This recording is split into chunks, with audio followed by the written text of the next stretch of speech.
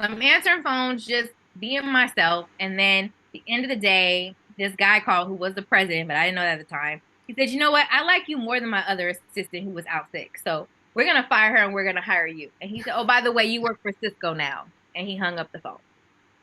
So my first real job was at Creative Management Group for Kenneth Creer, who was the one that said that, who managed Cisco. And so the office was Dragon Records and CMG, and I worked for Cisco during the Thong Song era.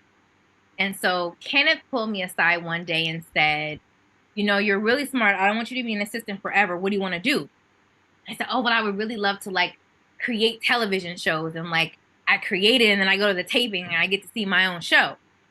And so he connected me with Michael Jacobs, who created Boy Meets World, and I got to come up with some TV ideas and pitch them to him. And so that started the wheels turning and wanting to be a producer. But when I started to work more in Hollywood, I started to see no producers looked like me. So it just didn't feel like an attainable job. Hmm. And I think subconsciously I got very discouraged by that and I just Sure. didn't pursue it. Sure. And then the casting thing landed in my lap with Ty and Megan. That film went to festivals. It won awards. It got attention. Tyler Perry came to a screening. That's how he Cool. taught Tasha Smith. That made Tasha Smith go like that. So I just Nice. started getting work that way. And then I just did that for a while. The producing came because I started working with Stan Lathan and Russell Simmons and casting things for them. And Stan Okay. said, "You need to be a producer. You think like a producer."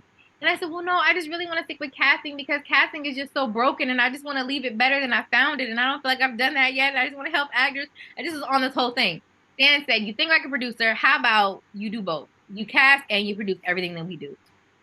So that's when I started producing and going, "Oh, a producer is in charge. Oh, this is way better than being a casting director."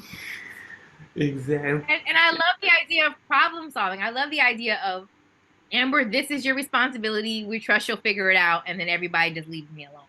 Because I'm an only child. And so Okay. I like the idea of, I had to, if my stereo broke, I had to figure it out myself. I'm used to having to figure things out myself. So the producing came naturally, but even that, someone else saw that in me. I didn't see it in myself either. Wow. Goodness, what a storied, what a journey, like, into these producer questions. Even more, Rodrigo, what does a producer do? You started to say anything else you'd say about what producers do? There's so many things producers do. Like Yes, there are.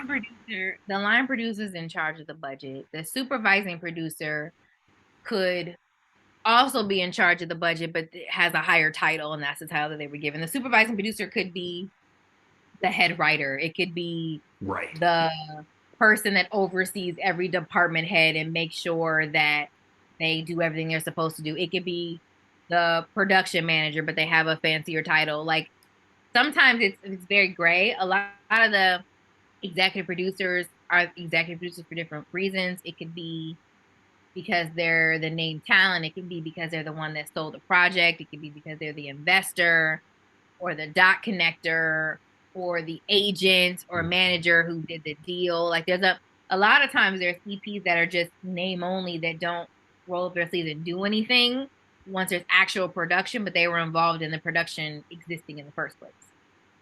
Um, Co-producers could be problem solvers. They could also be a writer that was given a better title, or a Yeah. writer who was not in the WGA, so they couldn't be given a writer credit, so they were given a co-producer credit.